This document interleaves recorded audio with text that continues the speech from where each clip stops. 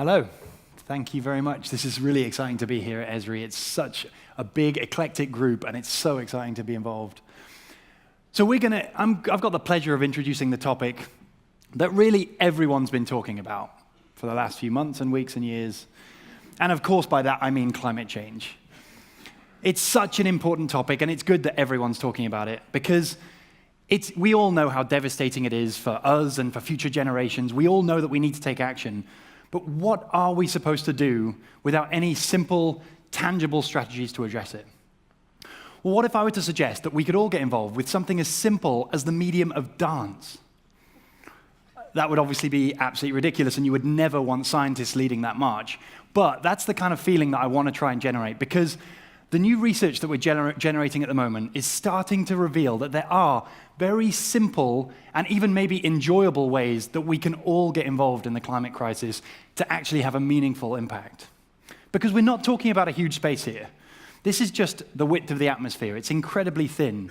It's sort of analogous to the width of the rubber on a balloon. And every year we emit about 10 gigatons of carbon into that space. For analogy, that's about 27,000 Empire State Buildings of carbon. And now a lot of that goes into the ocean, about a third into the oceans, and maybe about 10 to 20% into the land. But then the rest goes into the atmosphere, and because this is happening year on, year out, we're obviously increasing atmospheric carbon concentrations each year. And the result is that since the start of the Industrial Revolution, we've increased that atmospheric budget by about 300 gigatons. That's a simple number I want you to remember when I come back to all the big complex numbers that I deal with later.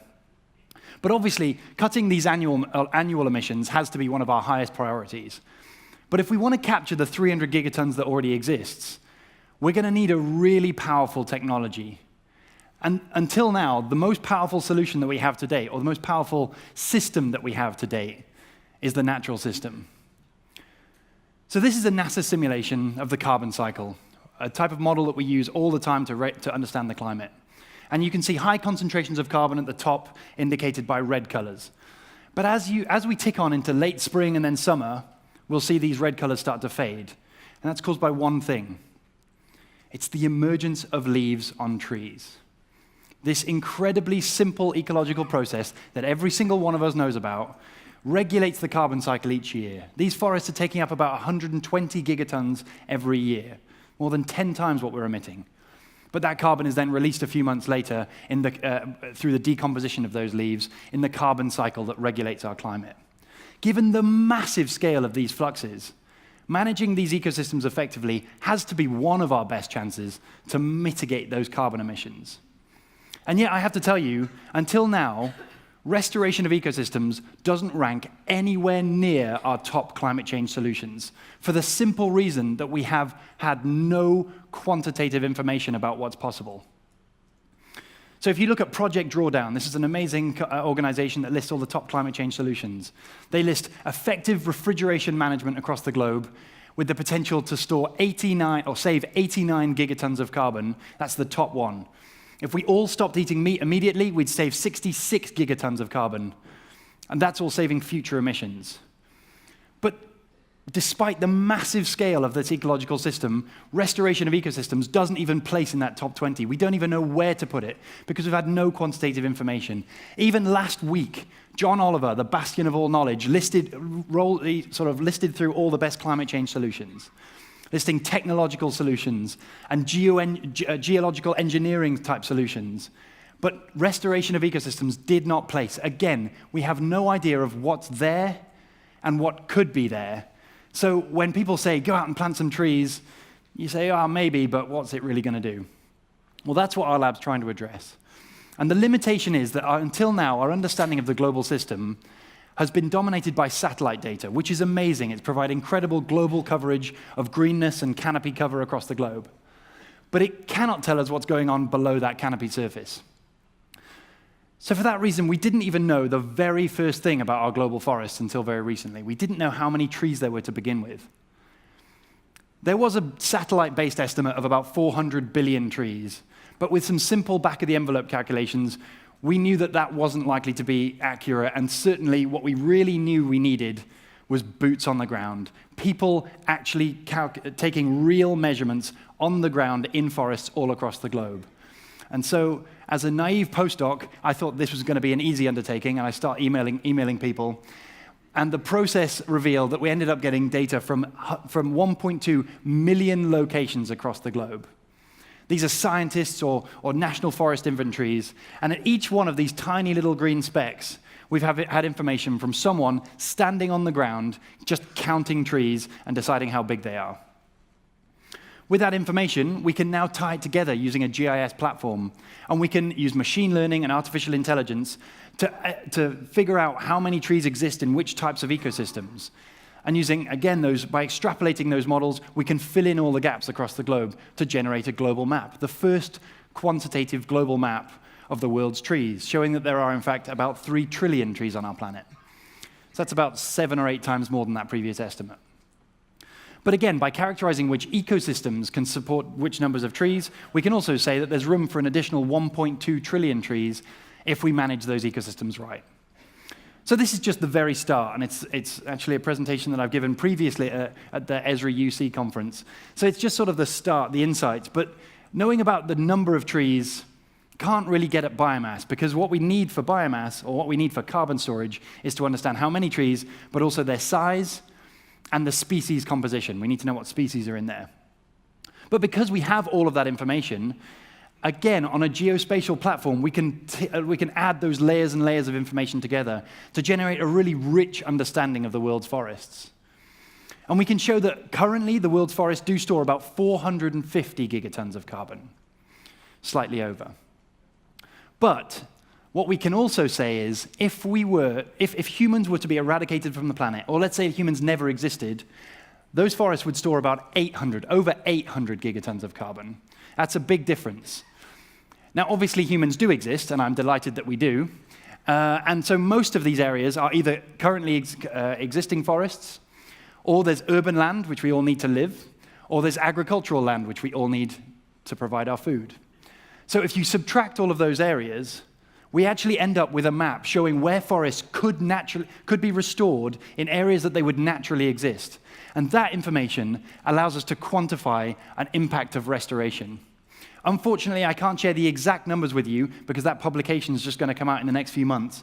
But what I can confirm is that it places restoration far higher than the next best climate change solution, because we have the potential to draw down over 100 gigatons of carbon just in the biomass of living trees, where trees would naturally exist.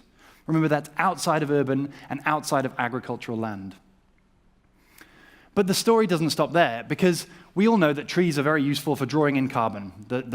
These plants suck in carbon from the atmosphere through the process of photosynthesis, and via that process, they generate carbohydrates, which they need to grow and survive. But then a lot of that carbon is pumped into the soil, where it supports a huge diversity of microbial organisms. And these build topsoil, where carbon can stay for a very long time. So ultimately, the plants are just the carbon pump, and it's the soil where we're likely to get massive scale carbon storage. So to understand the real impact of restoration, we need to take a holistic view that doesn't just take into account the trees above ground, but the soil below it. And in fact, different types of vegetation as well, where we can have huge storage in grasslands around the world. And so what we did is we went back to the same type of approach, real data from hundreds of thousands of locations across the globe, where people have taken soil samples and measured how much carbon is in that soil. And guess what we did with all that data? We generated another map that shows where all the soil carbon is across the globe. And with that very simple understanding, we can first say that there's vastly more carbon stored in the soil than there is in that above ground biomass. So it's obviously an incredibly powerful carbon sink. But we also, again, by characterizing which ecosystems can support different amounts of soil carbon, we can quantify how much extra there could be. And again, unfortunately, I can't share the exact numbers, but again, soil carbon storage could be far over 100 gigatons of carbon. Now, this shines an entirely new light on the climate crisis for me. And it's only something that we've known within the last year. Because I mentioned that 300 gigatons that we're trying to draw down. Now that we have a quantitative understanding of what's possible, we can say that we can capture a large proportion of that just in the vegetation of above-ground biomass if we restored forests. In addition, if we then successfully restored those ecosystems around the world, we'd capture the rest in the soil. This is the first really quantitative, comprehensive climate change solution that we could come up with, and it didn't require a single technological advance or top-down decision from a government. It's so simple, and it didn't even require a single awkward British dance move. The power of restoration is unbelievable, but we have to make sure that we're doing it right. So until a year ago, I would have said the meaning of our lab is to try and improve the efficiency of these restoration projects. Now it's to simply tell the message that we can achieve climate change mitigation through restoration.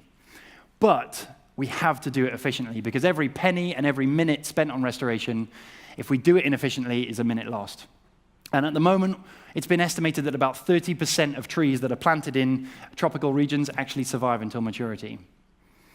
What these restoration projects need is information about which soils can support trees and which types of trees can be supported in those areas. So we're continuing to generate a load of global ecological maps that can serve as tools to guide effective restoration around the world, showing so anyone can zoom in into their garden and see how many trees used to be there and how many could be there. But they can also say which types of trees, how many species, and we can also provide information about the types of microorganisms in the soil, so you know which types of trees can survive there. In addition, we're also looking at how much heat energy those plants would absorb, so that we can really understand the climate impact of restoration around the world. So with these tools, we are getting that simple understanding that it is possible to restore ecosystems and offset climate change. We're also understanding where and how best we should do it. The last remaining question is, will humanity get involved? And it does require massive scale involvement. At the moment, we work with thousands of restoration projects around the world that are doing great things and using these tools to be effective. And some of the most effective projects are restoring trees for 30 cents a tree. That means restoring that 1.2 trillion trees would be around $300 to $400 billion to restore our climate and minimize all of the devastation that's happening already around the world. That is nothing for some of the world's richest. Since we announced these initial numbers, the UN's billion tree campaign has been converted into the trillion tree campaign. And about 14 billion new trees have been restored all across the globe. That's an initiative that's been led by about 70,000 children. Just imagine there's the $300 billion number. Just imagine what would be possible if all of the 1.5 million people that marched for the climate crisis over the last couple of weeks got involved. The power of people behind climate change is absolutely huge. And all that we would need is for people to either get involved with restoration themselves or donate money to the thousands of restoration projects that are already doing great work. Or if you don't want to get that involved, just invest wisely when you're considering your financial investments to focus on companies that are environmentally friendly. This is a solution that doesn't require brilliant new scientific technology that we haven't yet got. And it doesn't require Trump to believe in it. Every single one of us can do whatever we want to get involved in this fight.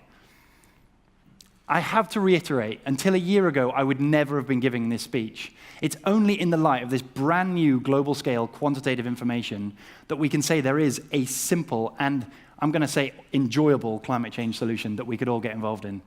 Humans have transformed the face of our planet, and I'm absolutely certain that with the amount of energy that's out there, it's possible that we can find a sort of sustainable future. So thank you very much.